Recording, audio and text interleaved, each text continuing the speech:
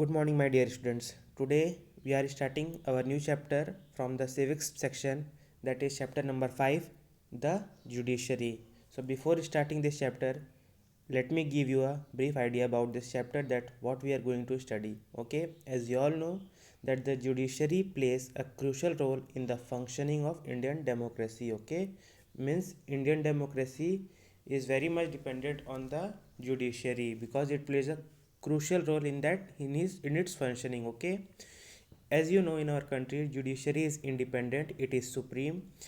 This means that is it is free from the control of other organs of the government, means government has no control over the judiciary.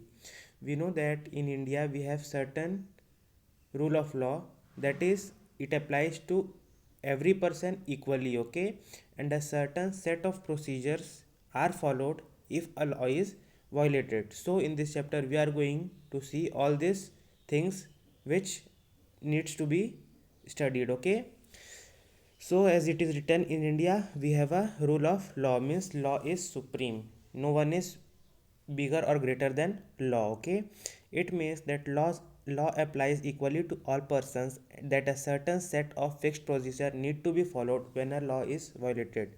Example, if a person violates a law, then he may face a certain fixed procedure which is laid down in the principle of the constitution. Okay, to enforce this law, we have a judicial system that consists of mechanism of courts that a citizen can approach when a law is violated. Means to enforce this law, we have a judicial system. Okay, that consists of mechanism of courts, that is Supreme Court, High Court, or the Session Court, that a citizen can approach when his law is violated. If the law is violated for any person, he may go to the court. Okay, as an organ of the state, the judiciary plays a crucial role in the functioning of Indian democracy. As I already have told you, it can play its role only because it is independent. If it is not independent, or it is in the hands of the government, or it government has any control in it will not be independent anymore. Okay,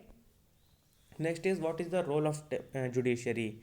Government courts takes decisions on very large number of issues. Okay, as you all know, there are so much cases or pending cases in the courts in which the courts declare its decisions. They can decide that no teacher can beat a student, or about the sharing of river waters between states, or they can punish people for particular crime. So these are the matters in which they can decide their own view, and it has to be followed.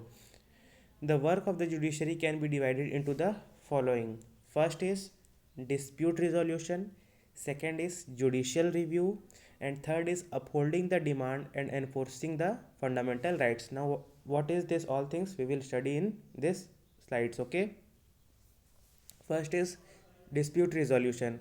The judicial system provides a mechanism for resolving disputes between citizens and the government, between two states government, and between the center and the state governments.